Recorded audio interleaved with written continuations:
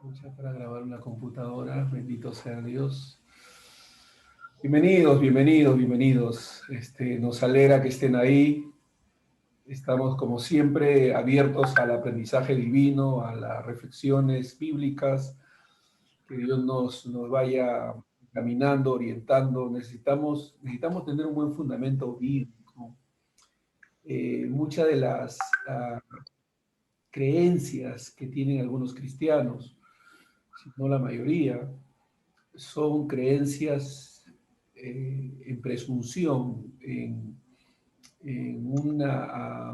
en un presumir que lo que creen o han escuchado es efectivamente lo correcto y a veces no toman el tiempo adecuado para reflexionar, profundizar la enseñanza que están recibiendo, tratar con los textos difíciles y estudiarlos a la luz de los textos fáciles. Hay textos oscuros que necesitan ser evaluados y estudiados a la luz de textos claros. Entonces, digamos, indulgencia que nos damos, en el sentido de permitirnos no confrontar, no verificar lo que hemos estado aprendiendo, nos hace que no profundicemos y no entendamos a profundidad lo que realmente significa la verdad que estamos abrazando. Hay muchos pensamientos que hay que corregir. Cuando uno se encuentra dialogando con algunos creyentes, uno se da cuenta que el fundamento que tienen es muy pequeño, muy débil, muy frágil, porque se nota por las cosas que dicen que tienen una actitud condenativa, legalista, una actitud de menosprecio a otros y a sí mismos, porque no entienden la posición que ahora tienen en Cristo Jesús y la seguridad del amor de Dios en sus vidas. Y este amor es cuestionado a veces por las cosas malas que nos pasan y solemos cuestionar el amor de Dios porque nos pasan cosas que no entendemos y que suelen ser difíciles y a veces de mucho desafío. Pero la Biblia nos da claras señales de que podemos confiar en Dios, de que podemos seguir adelante, de que en medio de las vicisitudes, en medio de las dificultades, de las luchas, de las tribulaciones o dificultades a las cuales podamos estar sometidos, de ninguna manera eso pone en tela de juicio el amor de Dios, su gracia, su misericordia y su favor. Y como alguien dijo en estos días, lo que hay que preguntarse no es ¿por qué permites Dios que esto me pase? ¿No? O cómo es que permites que esto me pase, sino que cuál es el propósito de lo que me está pasando, ¿no? Porque detrás de toda cosa buena o mala que nos suceda, hay un propósito divino. Dios tiene cuidado de nosotros. La Biblia dice en Salmos 32:8 que él pone sus ojos en nosotros, Él ha puesto sus ojos en nosotros, sobre ti fijaré mis ojos, dice la Escritura. Y sus ojos son puestos en nosotros no con una actitud supervisora, vigilante, sino con una actitud protectora, amorosa, de gracia, porque Dios nos mira con ojos de amor, con ojos de gracia, en Cristo Jesús, por cierto. Entonces, esas verdades, ese conocimiento es clave para que podamos vivir una vida de paz, de confianza, como digo, aun cuando la adversidad sea de tal desafío que pareciera cuestionar ese amor. Alguien ha dicho en una oportunidad, ¿cómo Pablo puede escribir que el amor de Dios para con él es permanente, aún en medio de la tribulación, angustia, persecución, hambre o desnudez, cuando realmente él estaba pasando esas situaciones, ¿no? O sea, él podía saberse amado, aun cuando se encontraba preso injustamente, aun cuando fue apedreado, aun cuando fue maltratado, todos los sufrimientos que él pasó, de ninguna manera lo motivó, lo llevó a poner en tela de juicio el amor de Dios. El amor de Dios debe ser incuestionable porque ya ha sido demostrado en la cruz del Calvario. La mayor muestra del amor de Dios para con nosotros es el sacrificio de Cristo, el Hijo inocente, ¿no? Por nuestros pecados. Cristo Jesús murió y esa muerte es la más clara señal de que el amor de Dios es eterno, permanente y seguro. Por eso es que no debemos nosotros juzgar nuestra relación con Dios basados en las cosas que vemos o experimentamos, sino más bien debemos tener confianza en el amor de Dios basado en lo que Él es y lo que Él dice. Nada de lo que suceda puede atentar o ir en contra de la naturaleza de Dios. Dios tiene un carácter, una naturaleza, y Él nunca va a ir en contra de sí mismo. Entonces, todo lo que Dios hace es bueno. Todo lo que Dios hace es bueno. Eso es algo que nosotros no debemos tener la menor duda. Debemos tener confianza y mantenernos en esa completa seguridad. Entonces, de lo que vamos a hablar ahora, ya que esta semana estuvimos hablando acerca de que nosotros debemos desligarnos de toda actitud legalista, todo acto legalista. Solemos ser a veces muy legales, muy legalistas en nuestras acciones y respuestas. Y Jesús tuvo que confrontar esa situación con muchos de sus contemporáneos, ¿no? Le dijeron, Señor, hemos hallado a esta mujer en una situación de adulterio y la ley dice, ¿no? Que debe ser muerta a pedradas. La ley dice. Entonces él, nuestro Señor, guardó silencio, se reclinó sobre la tierra, comenzó a escribir y después de un momento él se levantó otra vez y dijo, el que de vosotros esté limpio de pecado que tira la primera piedra, y de ahí se agachó, ¿no? Primero dijo, el que de vosotros esté libre de pecado que tire la primera piedra, y prácticamente los confrontó consigo mismos, ¿no? Porque todos merecían ser apedreados, en realidad. Y el Señor luego le dice, ¿no? A la mujer, ¿dónde están tus acusadores? Y luego le dijo, yo tampoco te condeno, ¿no? O sea, la gracia, la misericordia triunfó sobre el juicio, ¿no? La gracia y la misericordia, dice en Santiago, triunfa sobre el juicio. Y esa actitud misericordiosa, de gracia de parte de nuestro Señor es la que también debe a nosotros caracterizarnos, o sea, debemos ser personas de gracia, de misericordia, de favor, y no tomar actitudes condenativas, ¿no? Jesús dice en la Biblia, él dijo, yo no he venido a condenar al mundo, sino para que el mundo sea salvo por medio de mí. Sus buenas obras los condenan, dice, ¿no? Entonces, el Señor ha venido a salvar, a perdonar, a redimir. Y cuando se trata de los creyentes, de los hijos de Dios, que ya han sido juzgados en la cruz, porque nos identificamos con esa muerte, con ese juicio en la cruz, nosotros fuimos juzgados en la cruz y salvados en ella. Entonces, tenemos que nosotros aprender a mirarnos en esa gracia y a considerar los tratos particulares, escuche bien, los tratos particulares y singulares que Dios tiene para con nosotros sus hijos.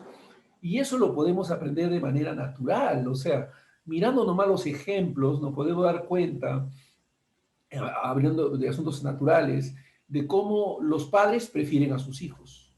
Estamos hablando en términos naturales, ¿no? O sea, los padres prefieren a sus hijos, lo favorecen, prefieren favorecer a sus hijos. O sea, eso es una acción natural, un reflejo del amor de Dios, el favor especial que Dios tiene para con sus hijos. Y a veces los creyentes que no se han puesto a meditar en estas verdades suelen mirarse a sí mismos o tratarse inclusive a sí mismos y pensar que Dios los trata como trata con el mundo, con el universo, con el incrédulo, como si el trato de Dios para con los pecadores fuera el mismo que Dios da para con sus hijos, y no es así. Si nosotros vemos en el libro de Juan capítulo 15, capítulo 17, la relación que Jesús tenía particular con sus discípulos era singular, o sea, no era como la relación que puede tener con cualquier pecador, no, no es así. Entonces, esa diferenciación de trato divino para con sus hijos y para aquellos que no lo son, es necesario distinguir, o sea, darse cuenta de que el favor de Dios para con nosotros los creyentes es especial, tiene que ver con el hecho de estar en Cristo y esa posición tiene que ser distinguida también por nosotros, o sea, yo tengo que entender que mi relación con Dios es una relación insuperable y es una relación no semejante a la que tiene Dios con cualquier pecador. Y éramos pecadores, pero Él nos ha redimido, nos ha salvado. Ahora hemos pasado a tener una posición privilegiada, una posición inalterable, una posición gloriosa. Somos hijos de Dios. Y no para que nos sintamos orgullosos de que somos hijos de Dios, sino para, al contrario, para sentirnos más humildes, ¿no? Porque hemos sido favorecidos por la gracia y misericordia de Dios.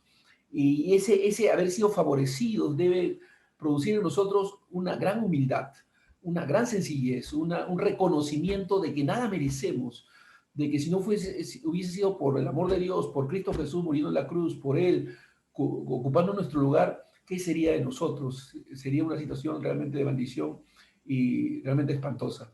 Pero bendito sea Dios, tenemos que vernos bendecidos, reconocidos, salvos en Él.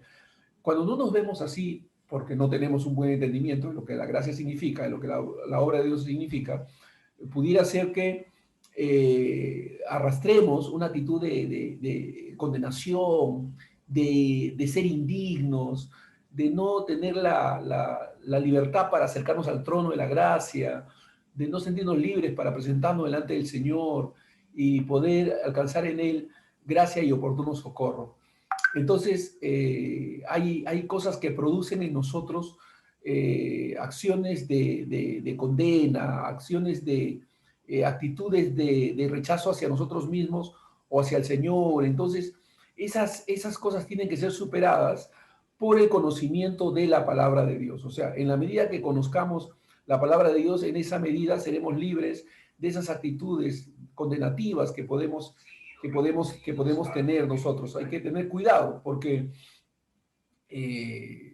puede pasar con nosotros si no tenemos el cuidado adecuado. Entonces, hermanos, vamos a meditar en esto para descargar de nosotros toda actitud condenativa.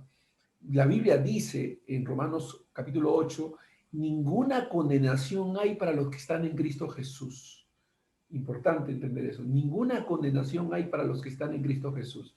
Y esa condenación empieza por no sentirnos nosotros mismos condenados porque fallamos, cometemos pecados eventualmente, no somos perfectos y fallamos, pero nuestros errores, nuestras fallas y pecados eventuales están considerados dentro de esa gracia y misericordia que nos sostiene.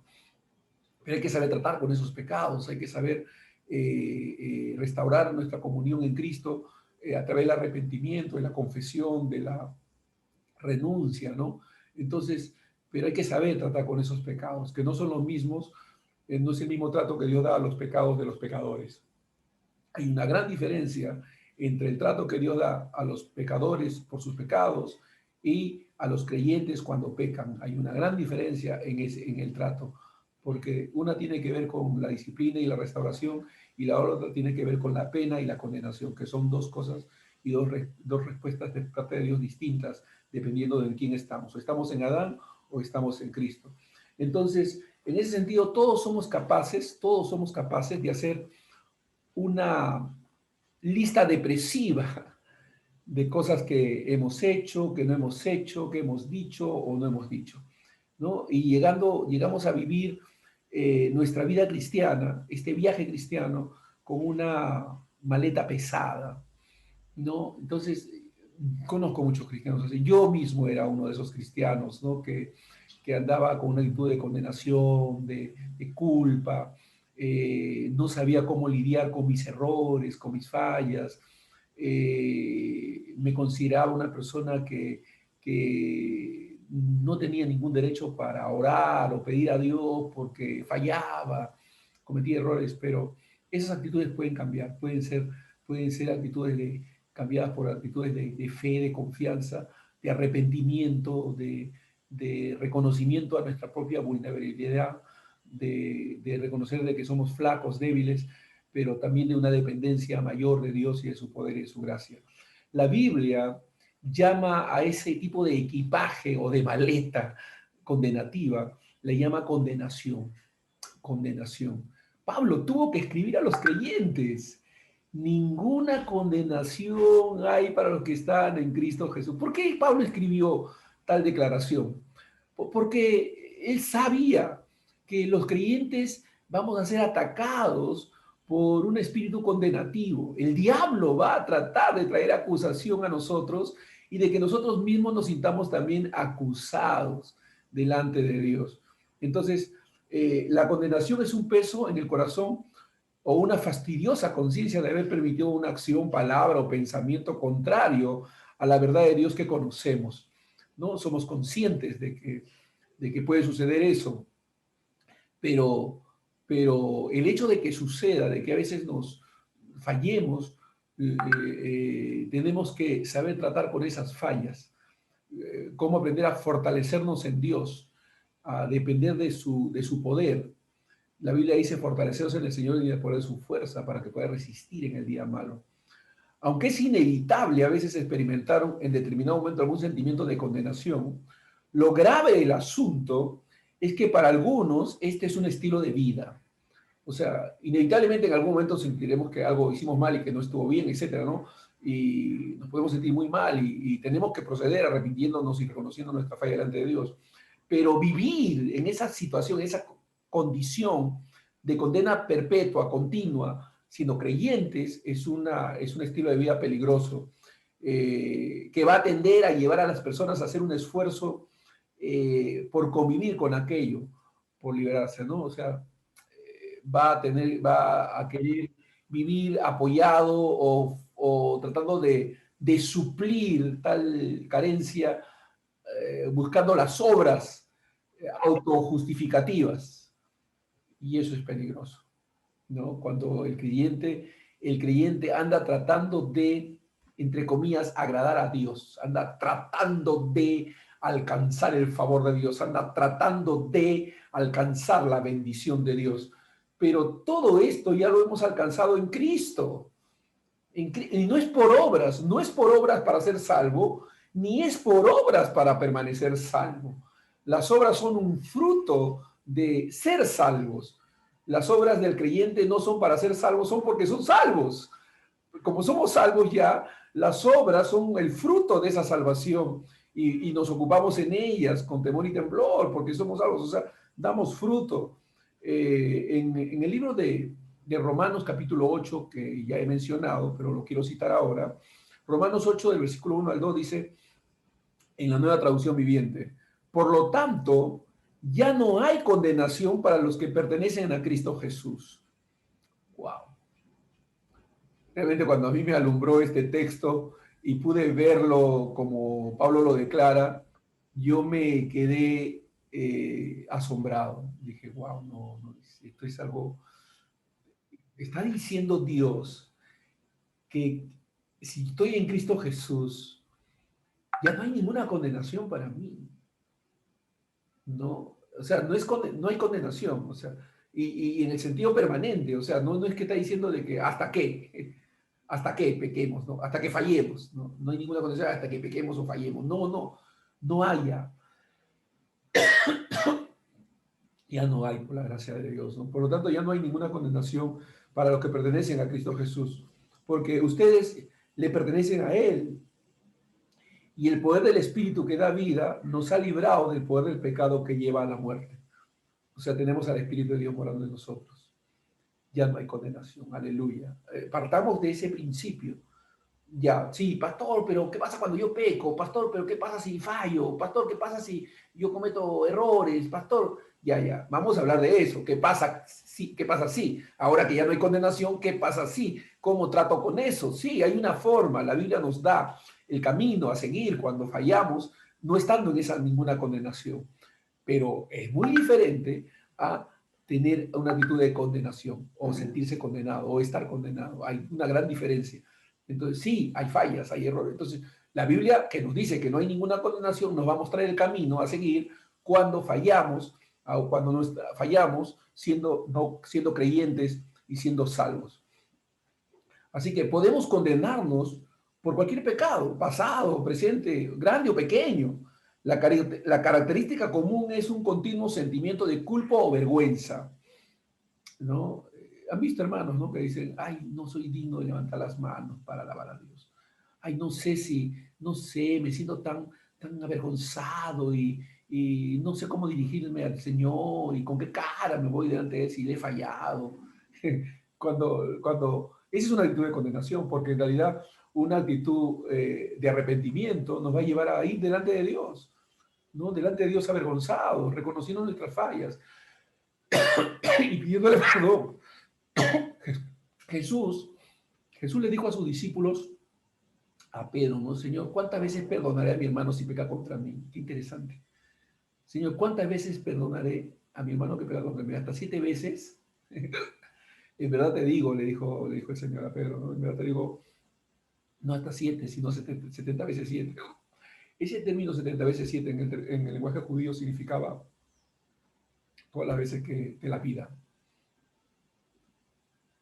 Todas las veces que te la pida. Ahora, si Jesús le está diciendo eso a un hombre llamado Pedro, y a través de él a todos nosotros, Él es Dios. Entonces Él está diciendo, cuantas veces tú vengas a mí a pedirme perdón, yo te voy a perdonar. Yo te voy a perdonar. Cuantas veces tú vengas a pedirme perdón, yo te voy a perdonar. Ahora Dios conoce el corazón. Dios sabe si realmente estamos verdaderamente arrepentidos, etc. Y Dios sabe que confesándole que estamos arrepentidos podemos volver a fallar. O sea, Dios conoce todo, pasado, presente y futuro. Así que Él sabe que cuando te estás arrepintiendo por tus pecados y estás reconociendo que has fallado, sabe ya de antemano si vas a fallarle o no futuramente, pero igual te va a perdonar en ese momento. No decir, bueno, voy a esperar a ver si no fallas otra vez, ¿no? Y Él sabe, te va a perdonar. Pero a la vez que te va a perdonar, Él va a ayudarte para que puedas superar en cualquier falla futura que puedas tener. Me ha dado hoy. Gloria a Dios. Muy bien. Hay algunos síntomas que evidencian que estamos en una actitud condenativa. Vamos a ver, quién sabe, puede que nosotros nos encontremos en esa situación, ¿no? En esa condición de sentirnos culpables o con una actitud de condenación. Una persona que tiene esta actitud, generalmente, se ve ante Dios como si estuviera en constante probatoria. O sea, tratando de demostrar que es mejor. Está en esa actitud, temiendo que en algún momento lo encierren en la celda de la desaprobación. Es decir, es una persona que continuamente se siente desaprobada y como se siente desaprobada, busca la aprobación divina. No necesitamos. Estamos ya aprobados, somos aceptos en el amado, Efesios 1:6. Somos aceptos en el amado. ¿No? Entonces, esa actitud es peligrosa. La otra actitud, o sea, la primera es tratar de buscar aprobación, se siente desaprobado continuamente, etc. La otra actitud es cuando adora a Dios y mantiene una respetuosa y solemne distancia, ¿no? O sea, hay cristianos que no se relacionan con Dios de manera íntima y personal. Tratan a Dios con distancia, ¿no? Una distancia solemne, pero fría, lejana. Y no, Dios nos ama, ¿no? Como si Dios fuera alguien inalcanzable y Él se sintiera indigno. Tenemos libertad para acercarnos al trono de la gracia en Cristo Jesús. Tenemos libertad y debemos aprovecharla.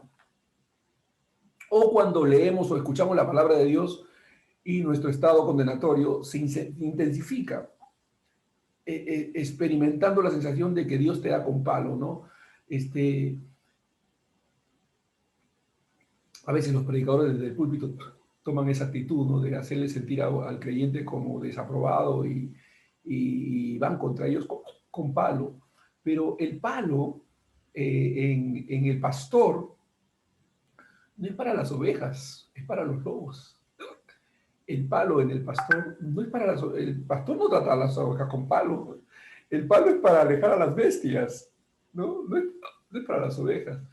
Entonces, uno, que el pastor no debería tratar con palo a los creyentes, y otro, que el creyente no debería tratarse con palo a sí mismo, ¿no? O pensar que Dios lo está paleando, ¿no? No es así. O también cuando tenemos mayor conciencia, una sobreconciencia sobre las fallas que hemos cometido, en lugar de dimensionar con mayor potencia la gracia de Dios.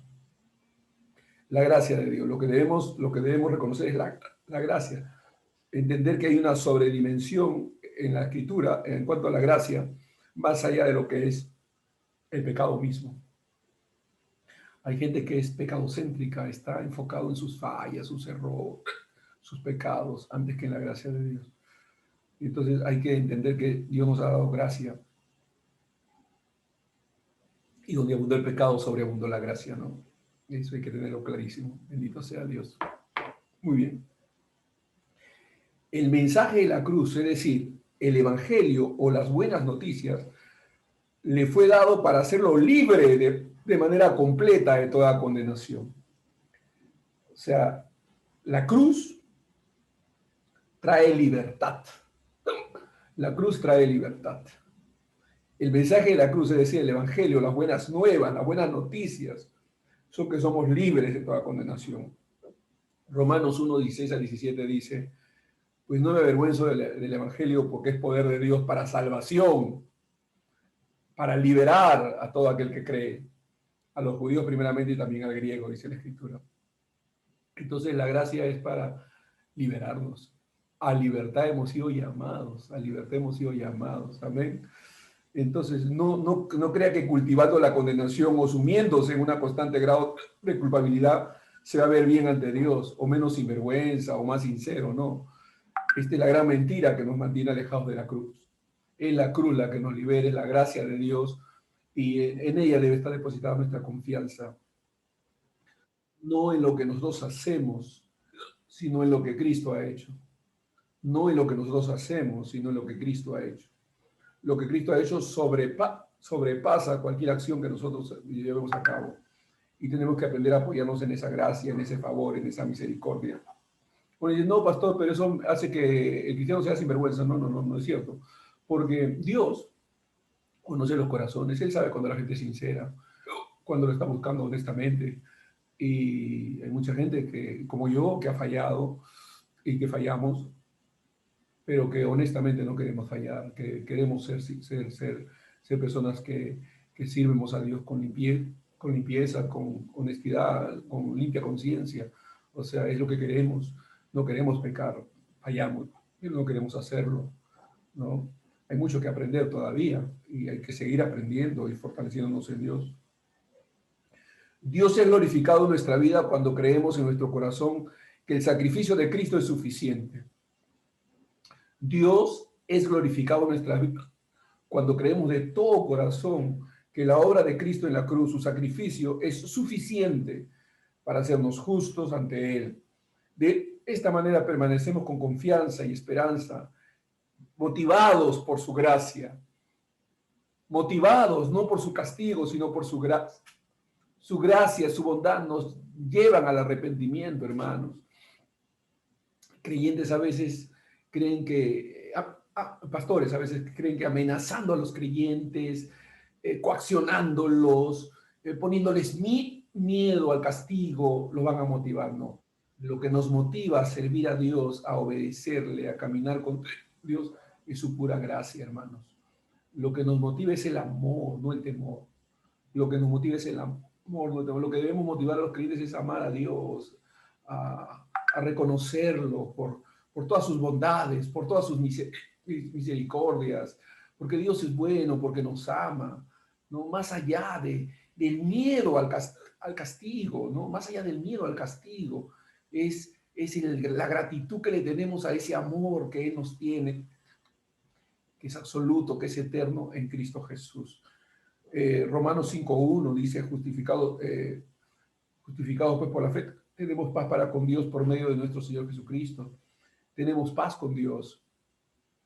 Una de las cosas claves que tenemos que nosotros comprender y recepcionar como verdad absoluta es que en Cristo Jesús estamos en paz con Dios. Entre Dios y nosotros hay paz. Tenemos paz con Él. Nuestras muertes, nuestros padecimientos son muy distintos a los ojos de Dios que los padecimientos y la muerte del que no cree en Dios. Entonces, tenemos que vernos como Dios nos ve, redimidos, perdonados, libres, santificados. Tenemos una realidad con la cual tenemos que lidiar cada día. Estamos enfrentando una situación de de elección y todas estas cosas naturales, humanas, pero somos peregrinos en esta tierra, somos pasajeros. No nos aferremos a este mundo, ¿no? Queremos lo mejor, por supuesto, para nuestro país y para nuestros semejantes, pero más allá de todo lo que podamos nosotros experimentar, nuestra patria es celestial, nuestra confianza está en Dios, Jesús es el Rey de Reyes y el Señor de Señores, nuestra vida está segura en Cristo, y independientemente de lo que podamos vivir o experimentar o padecer, estamos seguros en Él. Entonces, eso es lo que nos da paz y seguridad. Amén. Entonces hay que tener confianza. Dios es glorificado cuando tenemos confianza en su amor, en su perdón. Por tanto, estamos justificados y estamos en paz con Dios. Cuando la mujer de flujo de sangre se acercó a Jesús y diciendo, si tocar el manto de Jesús seré sana, salva, ella recibió sanidad, ciertamente. Pero lo más glorioso de esa historia es que se fue en paz. Los judíos solían atribuir sus malestares al castigo de Dios. Dios la sanó, Cristo la sanó. Pero más allá de su sanidad temporal que recibió, porque se murió en algún momento, esa mujer murió en algún momento, no por el mal que ella tenía, del cual Dios lo había sanado, pero pues por otras cosas, pero murió, pero se fue en paz. Dice la Biblia, mujer, ve en paz. Ve en paz. Y lo más extraordinario, lo más glorioso, es que tenemos paz. Paz con Dios. Paz en Cristo Jesús. No, a veces las personas quieren perturbar esa paz. Las circunstancias quieren robarnos esa paz. Las coyunturas humanas quieren quitarnos y arrebatarnos esa paz, pero no, estamos en paz con Dios. Cristo nos ha dado esa paz. Cristo es llamado el príncipe de paz. Y en esa paz tenemos que movernos. Así que siempre vamos a ser tentados a la autoflagelación, la autocondenación. Pero no, vamos a sabernos liberados, perdonados en Cristo Jesús. El diablo siempre va a tratar de poner acusación contra nosotros. Y va a tener de dónde, porque fallamos, pues. Pero nuestras fallas, miradas por Dios, son miradas con compasión. La Biblia dice que Dios, Cristo Jesús, se compadece de nuestras debilidades. ¿No es maravilloso eso? Que Dios mira con compasión nuestras debilidades. O sea, no mira con condenación nuestras debilidades. Mira con compasión, dice la Escritura. O sea, Dios se compadece porque Él se acuerda de que somos polvo. Por muy santificado que estés, hermano, por muy maduro que te sientas en la fe, estás creciendo igual que todos y lidias con el pecado como cualquiera. Pero Dios es misericordioso, nos ama, nos da seguridad. Así que mantengámonos firmes en Él y no aceptemos ninguna condenación maligna. No luchemos con la condenación haciendo promesas, que voy a buscar más a Dios, que me voy a portar mejor. ¿No? Luchemos aferrándonos y apoyándonos en la pura gracia de Dios. Aferrémonos por medio de la fe al sacrificio de Cristo en la cruz del Calvario.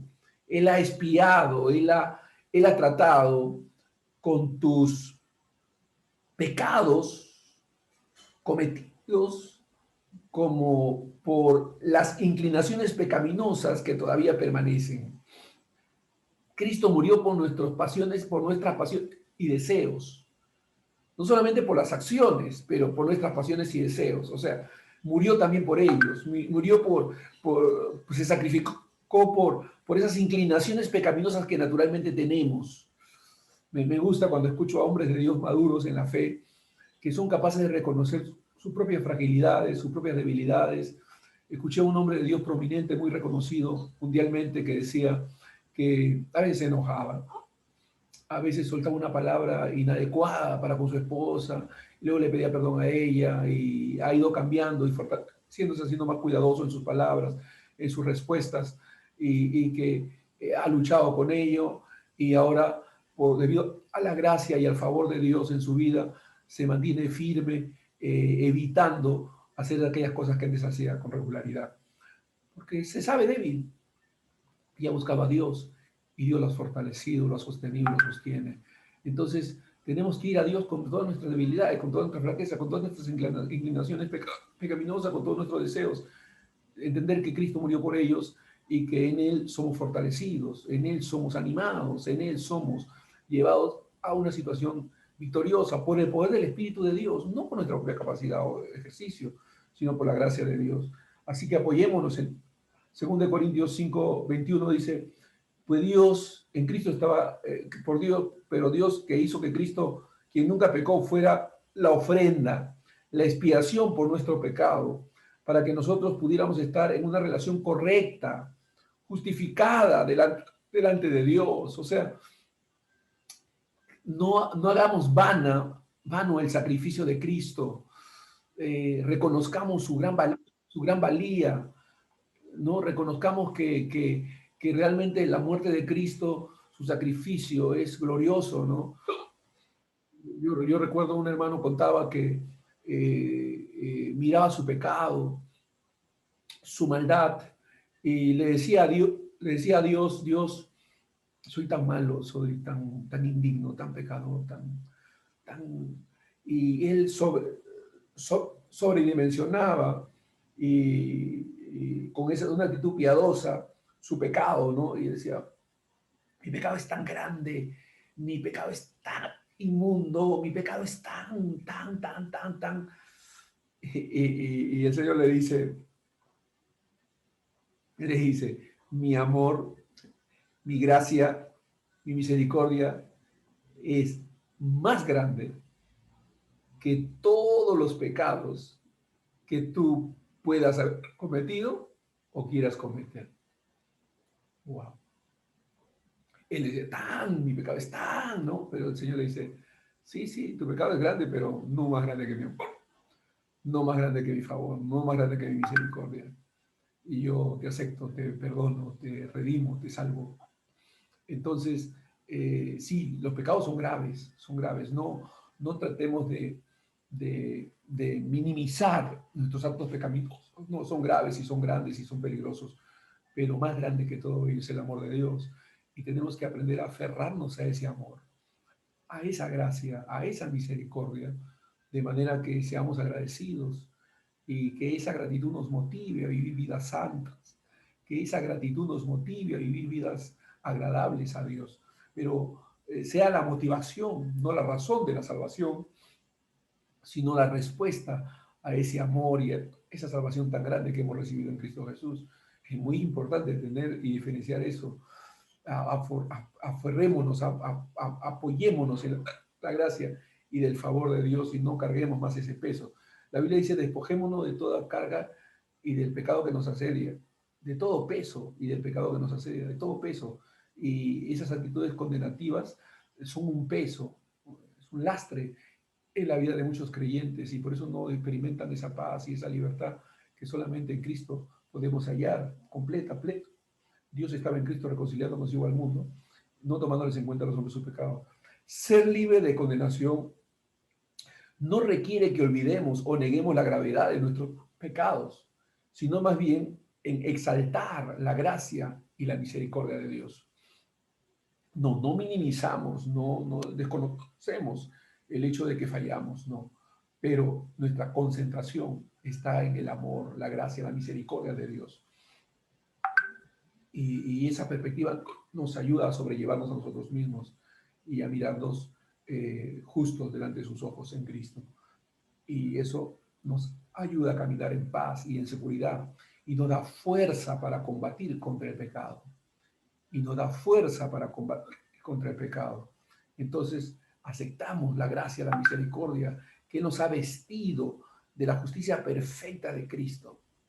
Hemos sido revestidos de la justicia perfecta. Dios nos ve justos, nos ve santos, nos ve limpios. Aleluya. Así nos ve Dios. La mujer mundo no nos ve así.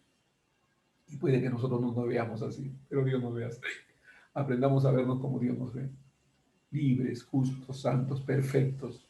En Él hemos sido aceptados, en Cristo hemos sido hechos hechos perfectos para siempre, ¿no?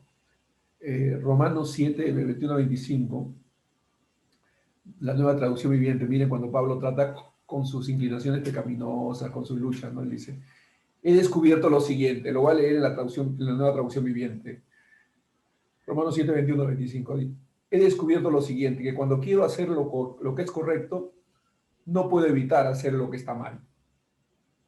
Amo la ley de Dios con todo mi corazón, pero hay otro poder dentro de mí que está en guerra con mi mente. Ese poder me esclaviza al pecado que todavía está dentro de mí. Soy un pobre desgraciado. ¿Quién me librará de esta vida dominada por el pecado? Pero fíjense la declaración de victoria con la que él termina, porque es una pregunta, es una pregunta retórica, es decir, él tiene la respuesta. A ver, ¿quién me puede librar? Aquí está la respuesta gloriosa. Gracias a Dios, la respuesta está en Jesucristo, nuestro Señor. Y entonces añade, por eso ninguna condenación hay para los que están en Cristo Jesús, ¿no?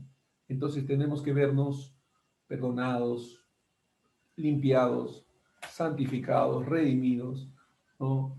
Totalmente libres por la gracia y el favor de Dios.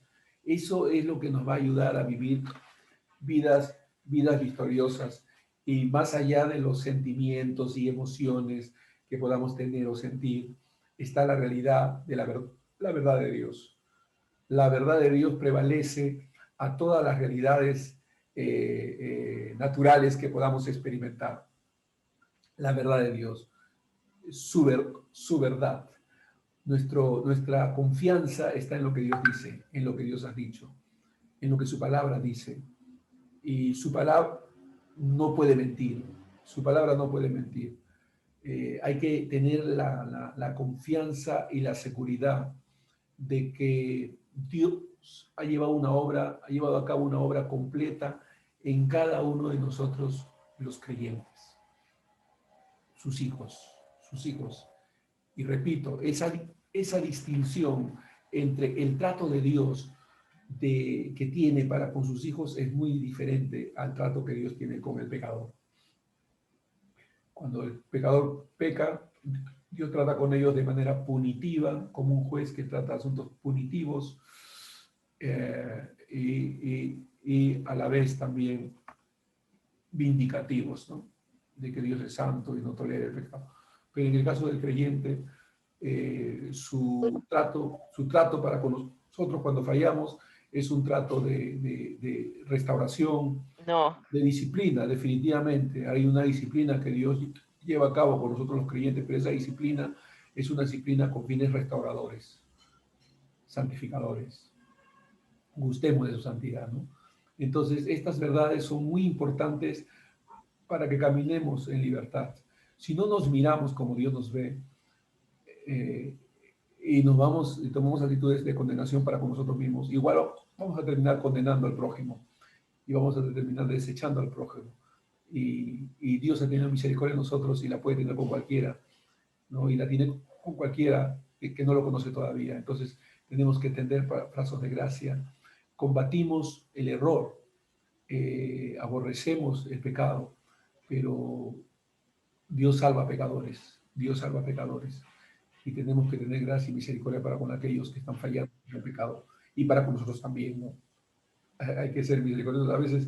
A veces podemos reconocer el perdón de Dios y no aceptar perdonarnos a nosotros mismos, ¿no? Hay gente que anda condenándose y culpándose y viviendo con una atadura de condenación inútil, vacía, que producto de la falta de conocimiento. Muy bien.